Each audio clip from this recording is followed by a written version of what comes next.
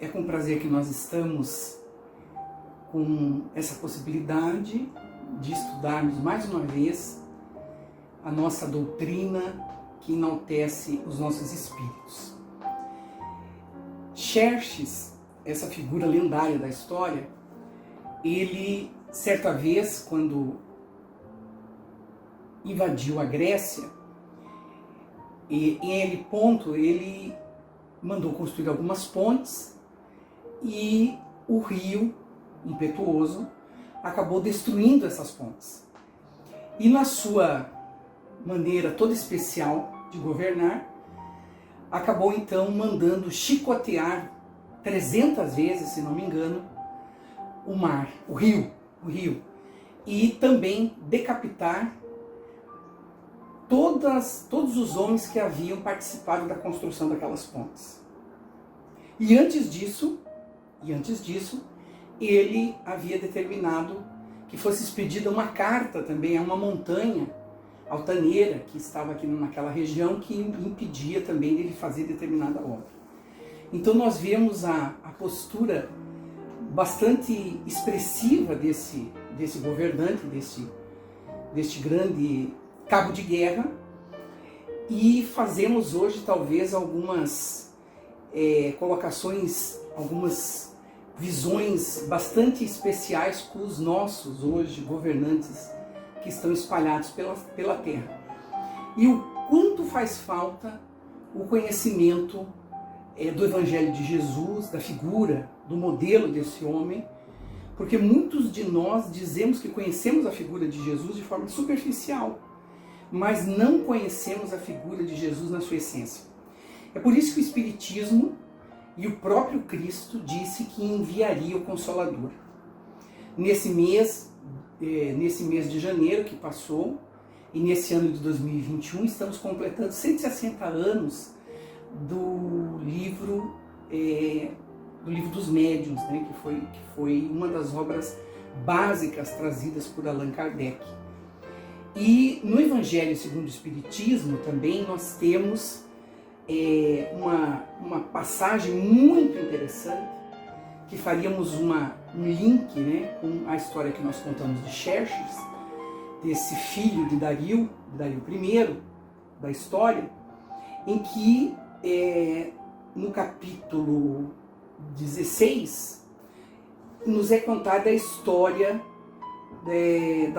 do moço rico, né? Desse jovem que Jesus encontra.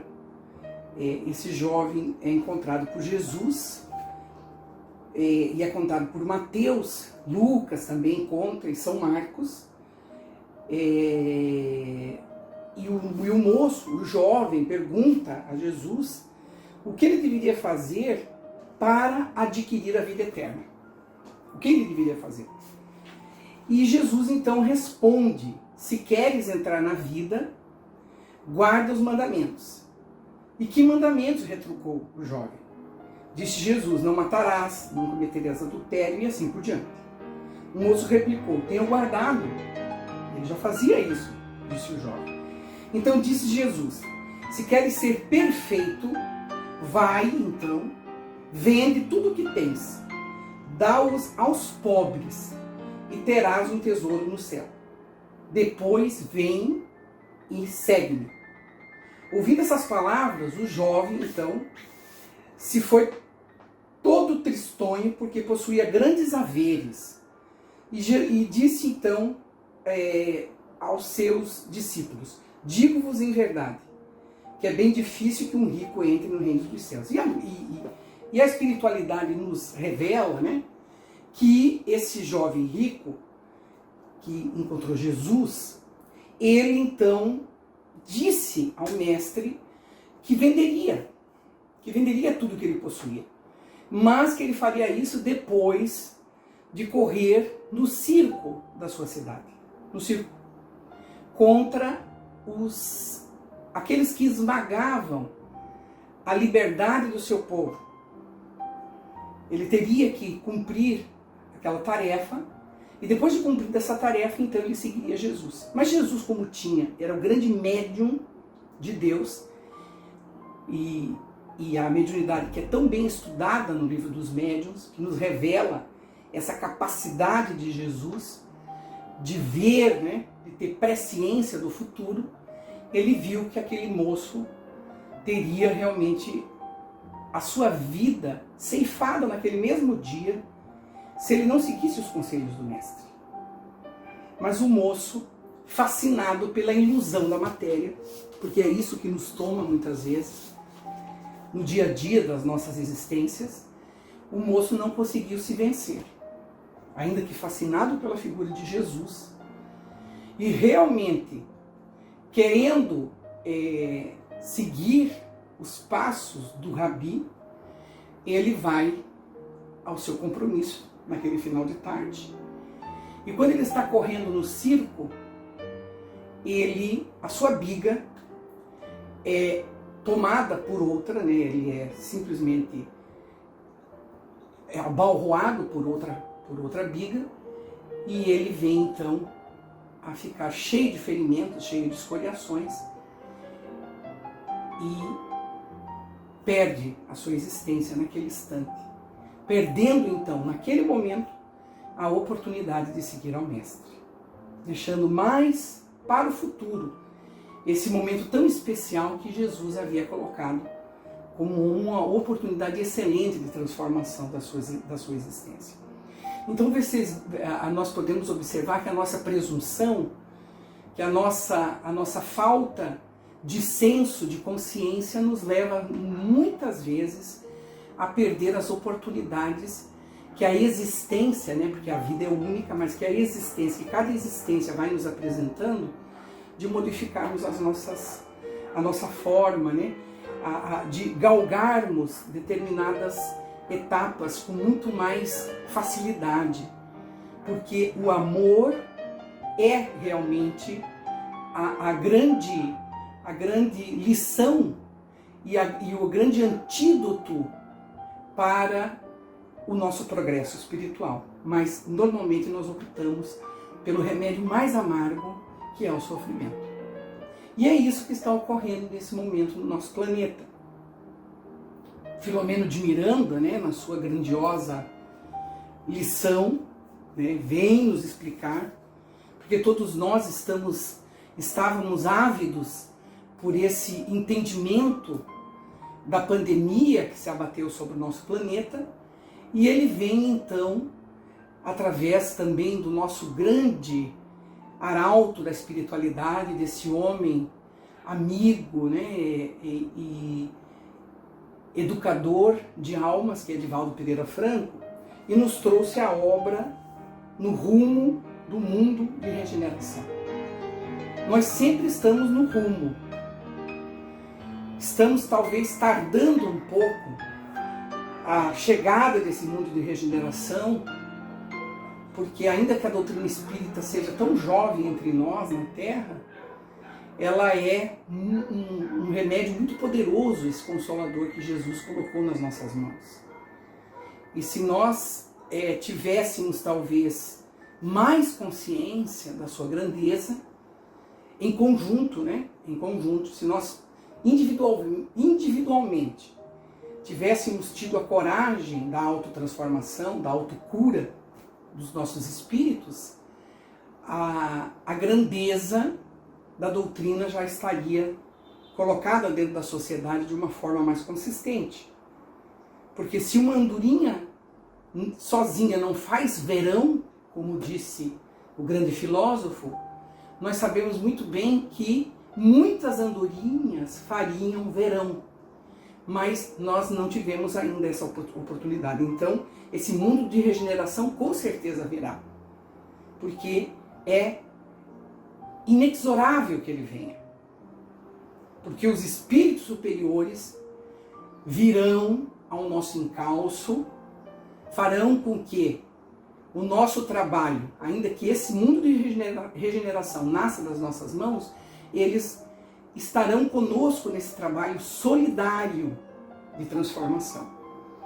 Então, No Rumo do Mundo de Regeneração é essa obra fenomenal, né, que vem nos explicar, que vem nos dar essa lição fenomenal, né, fenomenal de que esse mundo de regeneração depende de cada um de nós, né? Depende de cada um de nós, e vem nos explicar então o porquê dessa pandemia estar aí, das dificuldades que nós teremos que vivenciar, né? Nos dizendo, né, que a pandemia traiçoeira, que se abatia sobre a humanidade e trazia uma programação destrutiva de grande porte, também responderia por muitos outros males que assolariam os países em geral, as comunidades em particular e as criaturas especialmente. Mas é um momento muito especial para nós, porque nós estamos tendo a oportunidade de ficarmos nos nossos lares, ainda que nós tenhamos essa dificuldade de compreender que devamos ficar em casa. Nós devemos ficar em casa.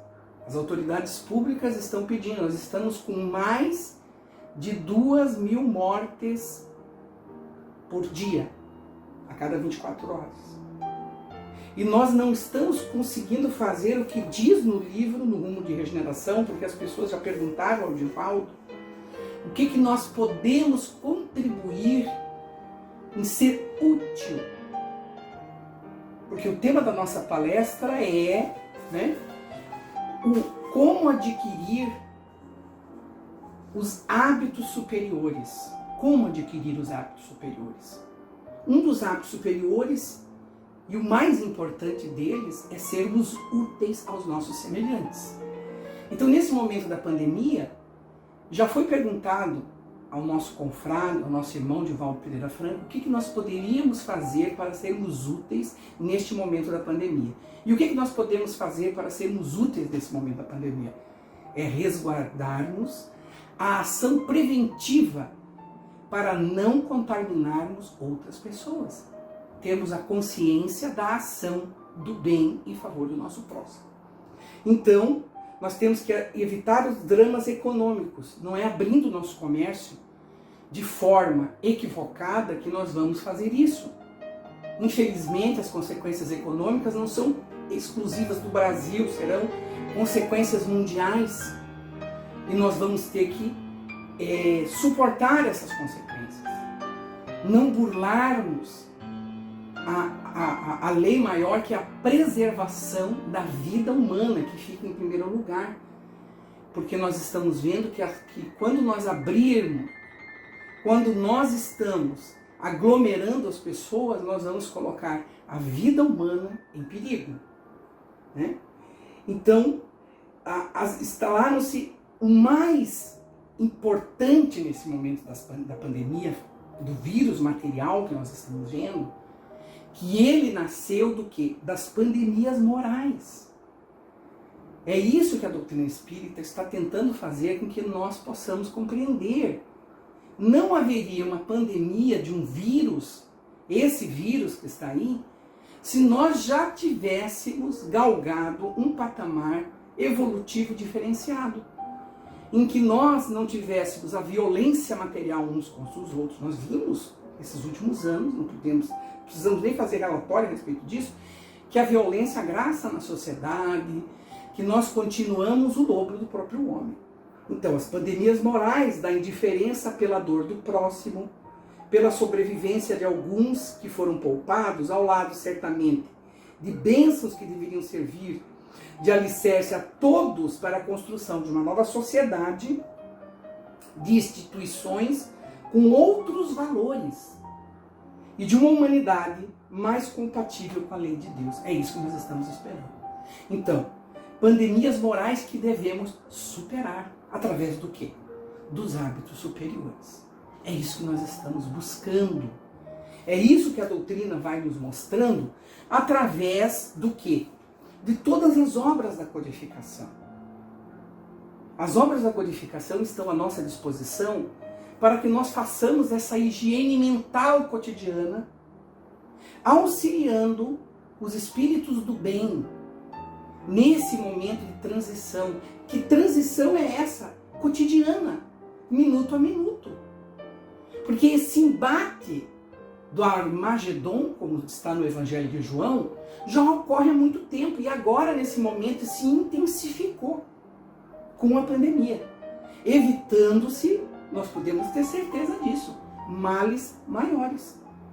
Em decorrência das nossas ações, em decorrência do nosso egoísmo, que ainda prepondera. Por quê? Como está no livro, neste livro excepcional da doutrina espírita, que nós temos que ler com muito cuidado, sempre com muita frequência, porque nele está a solução de todos os males que nos ocorrem, o livro dos Espíritos. O egoísmo é, sem dúvida nenhuma, o maior de todos os vícios. E contrário a ele, nós vamos estudar também essa obra, a caridade é a maior de todas as virtudes. A caridade desinteressada, a caridade sem nenhum subterfúgio. Então, a virtude começa, gente, pela compreensão, compreender o sentido da existência. Compreender esse sentido é uma coisa impressionante. Vocês vejam que quando nós falamos de Xerxes, ele compreendia o sentido da existência? Acho que não, né? Que mandar decapitar, como disse Heródoto. Heródoto é que conta essa história. Um dos maiores historiadores da antiguidade. Se nós não teríamos conhecimento desse fato. Começa então, a virtude começa pela compreensão, como nos disse Demóstenes. A virtude começa pela compreensão e é complementada pela coragem de se autovencer.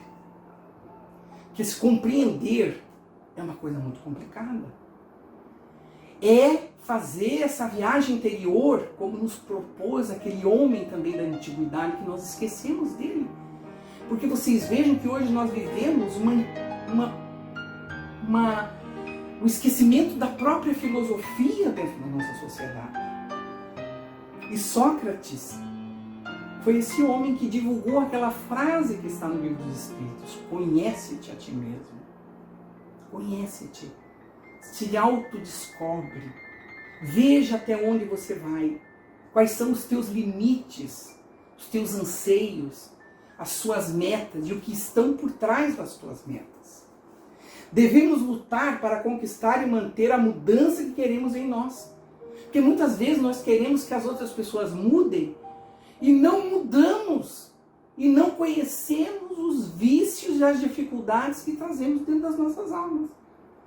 Muitas vezes nós colocamos como propostas de início de ano muitas coisas que vemos até que temos que mudar. Mas não fazemos o quê? Não fazemos essa conquista de manter a mudança, muitas vezes, né? Que num minuto a gente até consegue ir um passo para frente. Mas na semana seguinte a gente faz 2 passos para trás. Porque esquecemos de manter em nós a mudança que a gente quer. E normalmente fazemos o que está no Evangelho de Jesus, de ficar vendo a poeirinha, o argueiro no olho do próximo. Não é esmagar então o ego, o egoísmo. E o que seria esse egoísmo, né? O que seria esse egoísmo? A gente muitas vezes fica pensando o que é o egoísmo. É uma crença doentia, olha que interessante esse conceito, na própria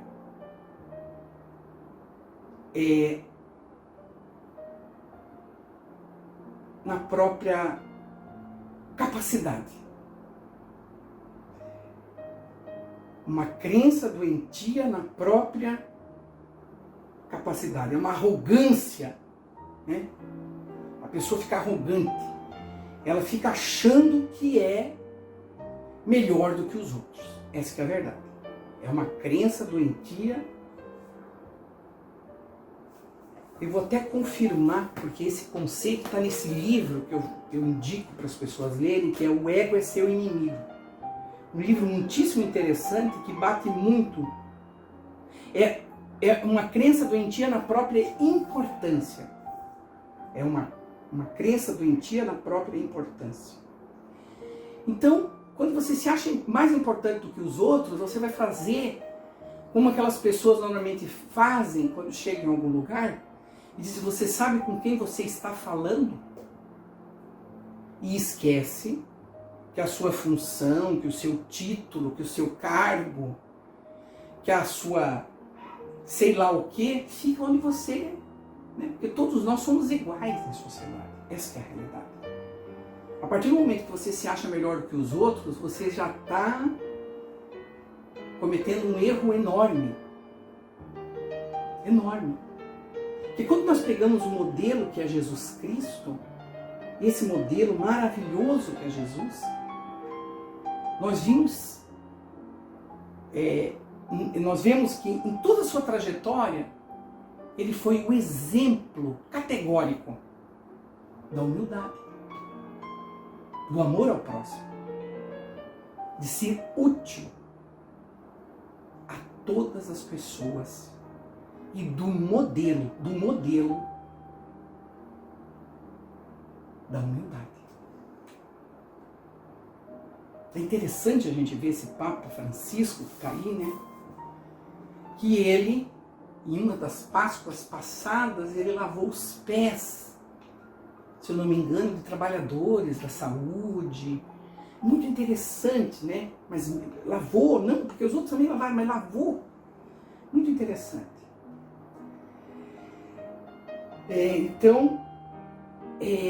Fazer as próprias... Então não é fazer as próprias vontades acima de tudo e de qualquer pessoa, né? Veja, interessante isso. Não é a necessidade de ser melhor do que, mais do que, reconhecido por, muito mais além de qualquer utilidade plausível. Então tudo isso é o egoísmo. Então nós temos que nos analisar sempre a respeito do nosso comportamento. Não podemos deixar que a nossa autoconfiança se transforme em arrogância. Porque nós temos que ter autoconfiança, é lógico. Não podemos ser pessoas melindradas, fracas, mas que a nossa autoconfiança no desenvolvimento dos nossos projetos, da nossa vida pessoal, profissional, afetiva, nos leve a ser arrogantes, pessoas insuportáveis na nossa convivência com o próximo. Devemos ser pessoas assertivas, claras naquilo que queremos, mas jamais ser pessoas teimosas, irredutíveis, inflexíveis, que não podemos estar em grupo, não podemos dividir uma ideia. Olha o que nós estamos vivendo em sociedade atualmente, com questões políticas, com questões religiosas. Vemos que o movimento espírita está claro no livro trazido por Filomeno de Miranda, que o movimento espírita está sendo alvo de uma investida das trevas contra a figura do Mestre Jesus.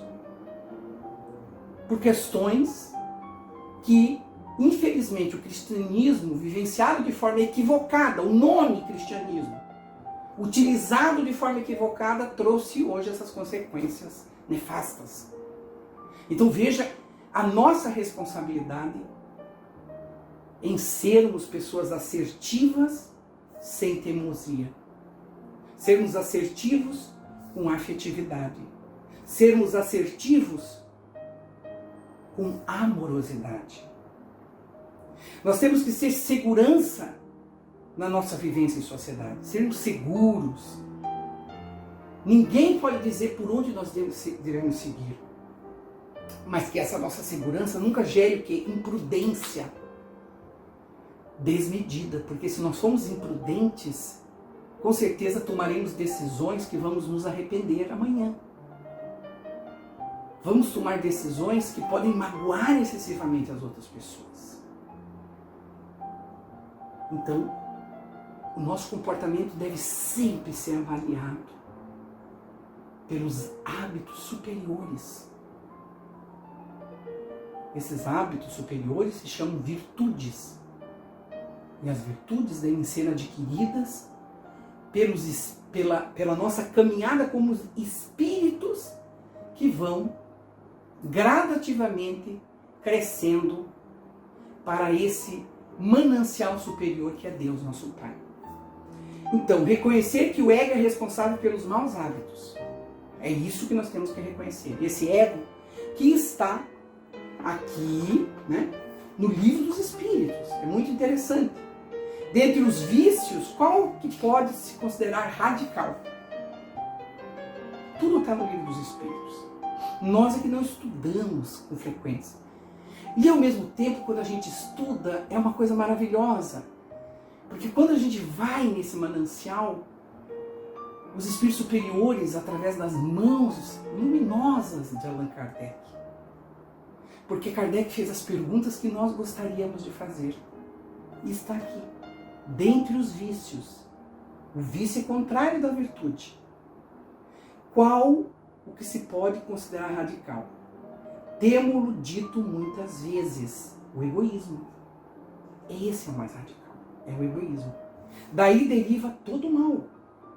Estudai todos os vícios e vereis que no fundo de todos há egoísmo. Por mais que lhes deis combate, não chegareis a extirpá-los enquanto não atacardes o mal pela raiz. Enquanto não lhes houverdes destruído a causa, tendam, pois, todos os esforços para esse efeito, porquanto aí é que está a verdadeira chaga da sociedade.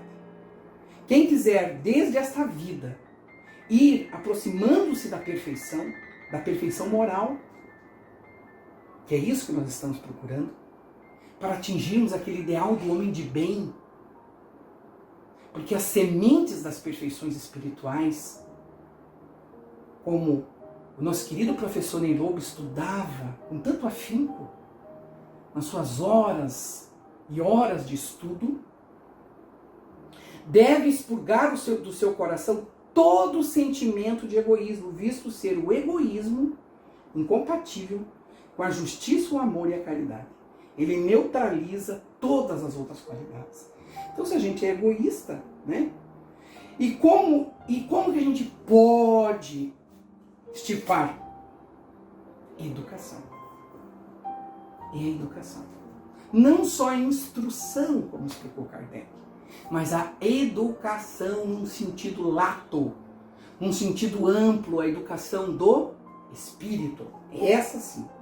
Então, a humildade em nossas aspirações. Nunca a gente vai pensar pequeno.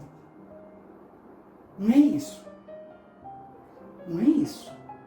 Mas a humildade no sentido de nós aspirarmos fazer o pouco bem feito. Porque muitas vezes a gente pensa em grande e não temos a capacidade de começarmos a fazer o pequeno com qualidade. Então, o nosso compromisso é dar cada passo com segurança. Cada passo na conquista desses hábitos superiores. Cada passo na conquista das nossas metas. Que não adianta nada a gente achar que vai conseguir ser a estrela. Não sei porquê. O estrelato hoje dentro da sociedade é de 5 minutos. Os nossos valores estão tão deturpados que nós adoramos assistir determinados programas em que as pessoas brilham porque são ocas por dentro. Mas as pessoas valorosas são grandes porque fizeram muito. Tiveram uma trajetória de muito sacrifício. É interessante que na abertura do livro, desse livro que se chama O Ego e Seu Inimigo, o ego é seu inimigo, ele diz o seguinte: não acredite que aquele que procura confortá-lo vive serenamente entre as palavras simples e tranquilas que às vezes fazem bem a você. A vida dele tem muitas dificuldades e tristezas e permanece bem aquém da que você leva. Não fosse assim, ele jamais teria conseguido encontrar essas palavras. Rainer Maria Rilke é a autora da frase. Por quê? Porque é só a gente pegar a vida de Allan Kardec. Olha a trajetória desse homem. Na última encarnação que nós conhecemos. quantas reencarnações esse homem teve para chegar a ser a figura eleita por Jesus Cristo e por Deus, né? Nosso Pai, para vir à Terra. Ser incumbido dessa tarefa grandiosa de coordenar a codificação do Consolador. Então, nós temos que pensar que são grandes e ao mesmo tempo humildes. Porque nunca se jaquetou, nunca se sentiu melhor do que ninguém, nunca se prevaleceu de ter essa tarefa grandiosa, sempre humilde, sempre prestativo, sempre servidor à boa causa. Esse é o homem superior. Esse é o homem grandioso que nos falam os modelos, né? E humilde em nossas aspirações, generosos em nossos sucessos. Porque quando a gente chega no sucesso, né? É como, por exemplo, o médium que atinge o ápice do seu trabalho na mediunidade. Tem que manter os pés no chão, como nos diz aqui também a obra maravilhosa no mundo de regeneração. Porque nós temos exemplos terríveis na atualidade daqueles médiuns que perderam o rumo de Jesus. Não é a mediunidade com Jesus. A mediunidade com Jesus é a mediunidade que diz que o que de graça recebemos, de graça nós oferecemos aos nossos semelhantes, mantendo o quê? O serviço principalmente aos necessitados. A mediunidade que atende aos sofredores, aqueles que vêm das regiões mais sombrias, necessitando do intercâmbio espiritual. É isso que nós... Tanto isso é verdadeiro que o livro vem nos falar de uma situação muito importante, falando sobre o hábito, inclusive, que nós falamos agora há pouco, e nos diz sobre a influência dos espíritos. A influência.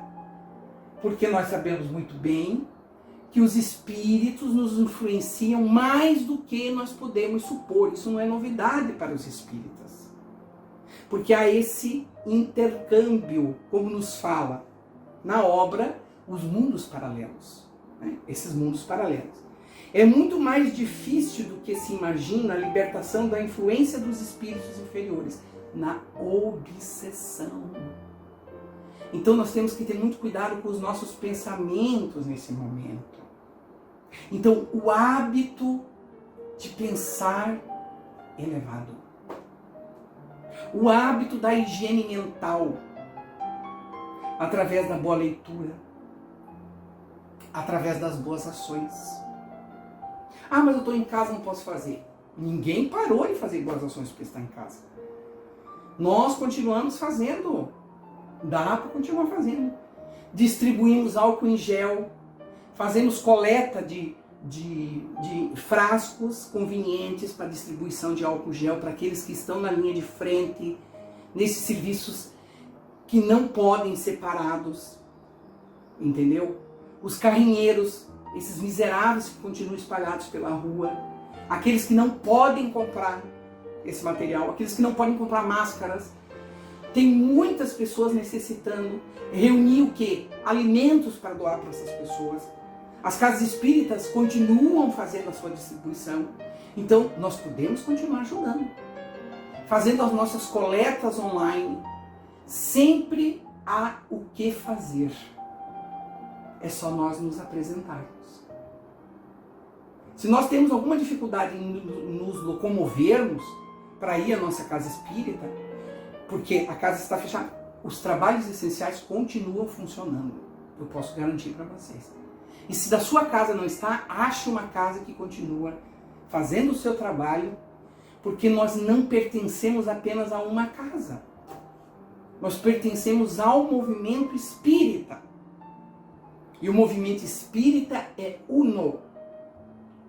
E nós não podemos deixar de fazer o bem. A oração. Nós precisamos orar muito nesse momento.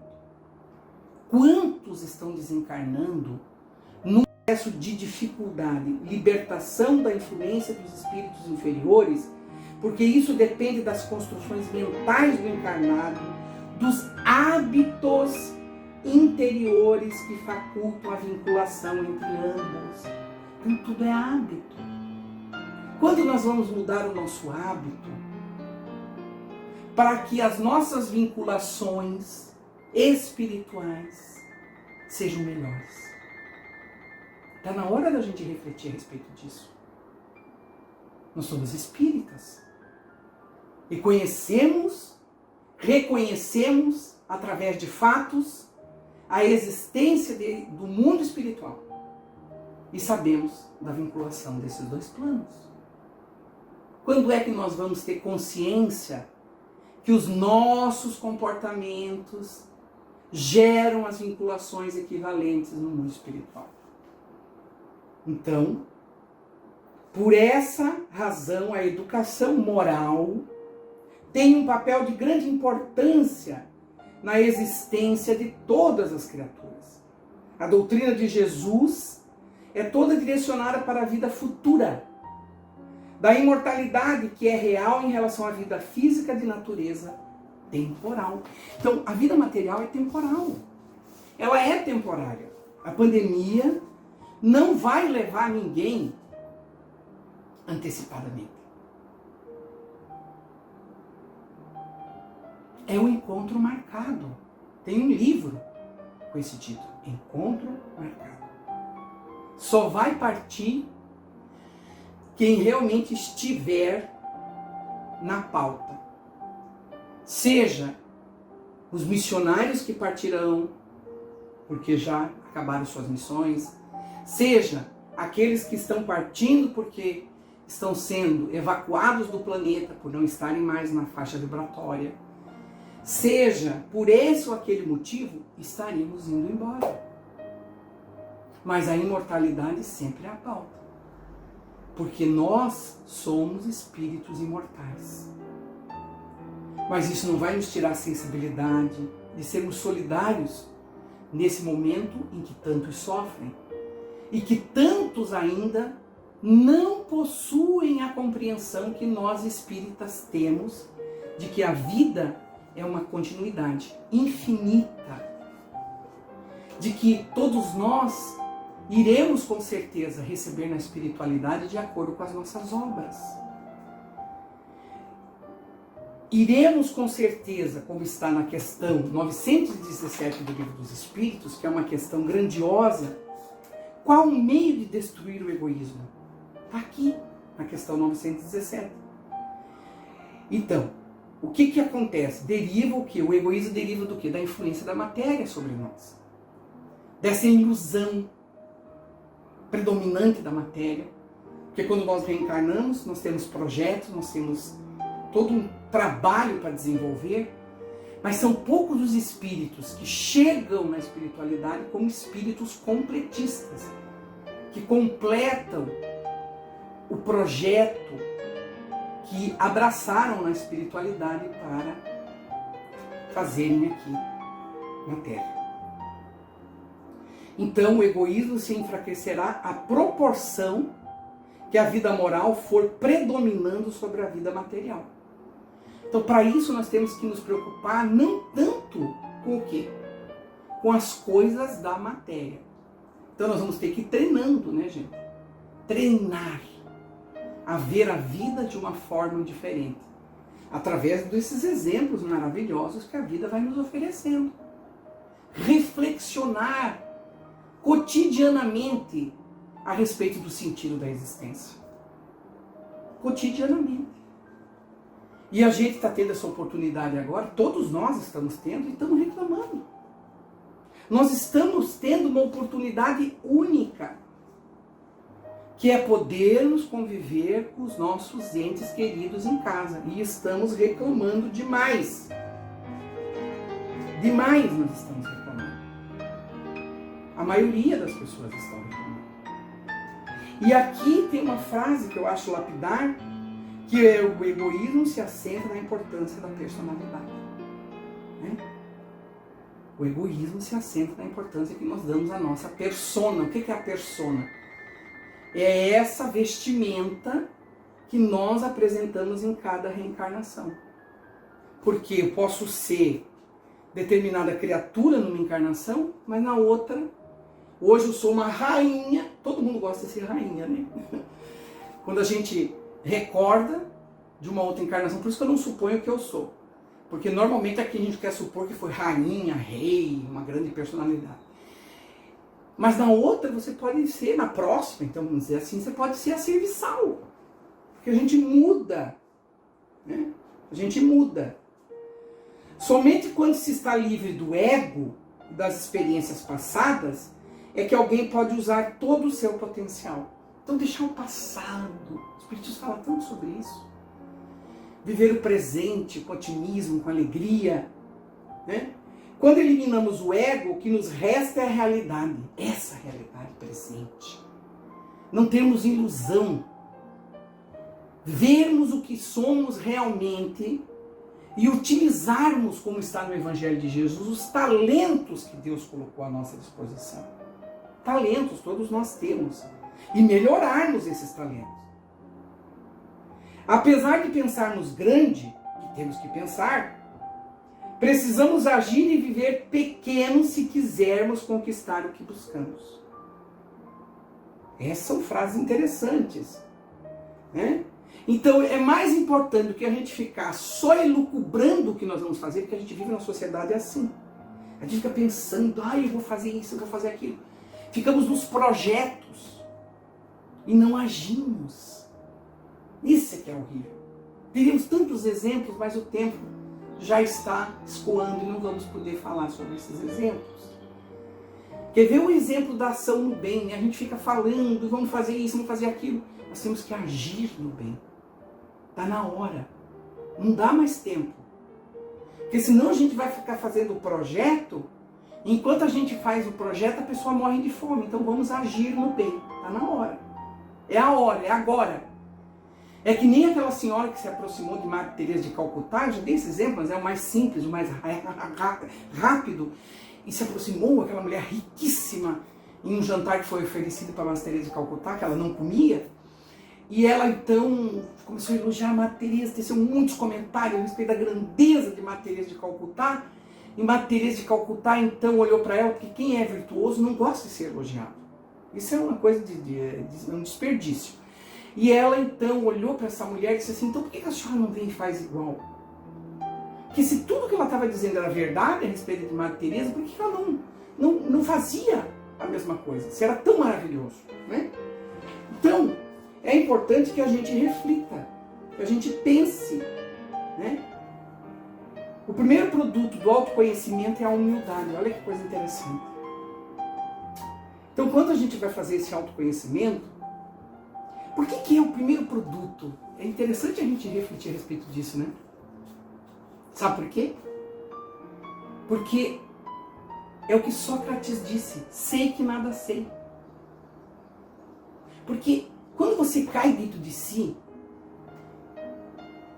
e você vê tudo que te cerca, como tudo é grande e você é pequeno, diante da grandeza das coisas todas que foram criadas por Deus, e você não consegue recriar isso. Essa que é a verdade. Só louco. Só a pessoa que perdeu a razão acha que pode recriar tudo que Deus criou. Né? Então, como você não consegue recriar, você nasce dentro de você esse sentimento, que é a humildade. Então você se torna humilde. Né? E a humildade faz com que você se torne uma pessoa mais cordata, mais uma pessoa ponte, como diz Divaldo Pereira Franco. Você se torna uma pessoa ponte. Uma pessoa que vai construir pontes para que outras pessoas possam caminhar aonde você está trafegando. Né? E a tranquilidade é uma coisa interessante, uma tranquilidade dentro da tua alma, porque você vai parar de se preocupar tanto com o que as outras pessoas dizem ou falam a respeito de você. isso já não tem mais espaço na tua mente. Porque você é você. Você já não se importa mais em ter para mostrar, em ter para concorrer. O ter tem um sentido de manutenção da existência e tem um sentido de distribuição. Isso é que é bonito.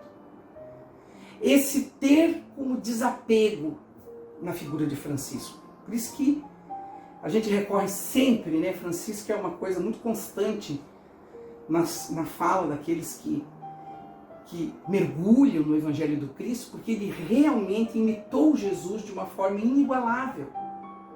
Inigualável, Francisco de Assis. Na sua candura, né?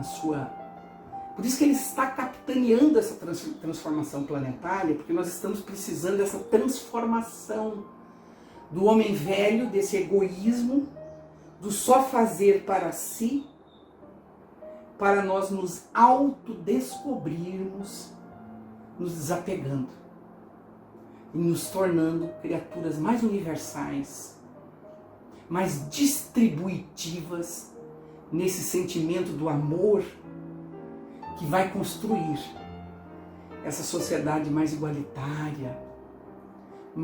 igualitária nesse sentido de nós sermos todos seres humanos dessa sociedade universal. Todos somos filhos de Deus, amados e queridos por Ele.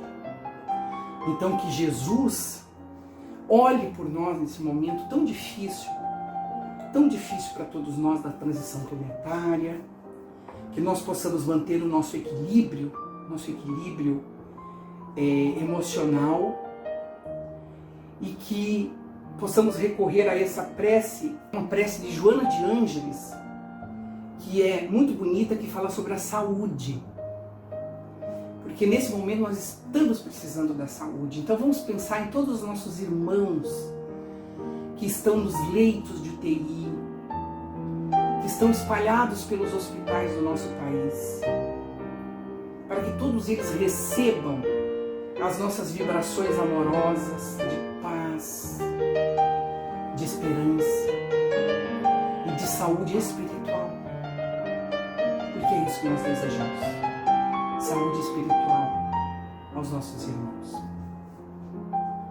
Estás mergulhado psiquicamente na mente universal e divina, seguindo a diretriz ética do equilíbrio e da ordem que fluem e refluem em toda parte. Respiras em clima de saúde e de paz. Quando te desconectas do complexo mantenedor da harmonia que te envolve, desconcertam-se nas peças da maquinaria física face às vibrações violentas da mente, favorecendo a instalação das doenças. A enfermidade geralmente procede do ser espiritual, resultante do seu passado, que encontra ressonância no psiquismo atual, gerando um campo propício à instalação da desordem. Durante o dia, muitos fatores conspiram contra a tua harmonia mental, não te cabendo agasalhá-los. Resolve assim cada situação com a calma e segurança, não guardando resíduos mentais negativos. Fato consumado, mente liberada, em programação de novo cometimento superior. A tua saúde depende sempre do teu comportamento moral e espiritual. E não obstante, se a enfermidade encontrar guarida no teu organismo, recorre à oração e resgata a tua dívida com alegria em pleno processo de libertação total.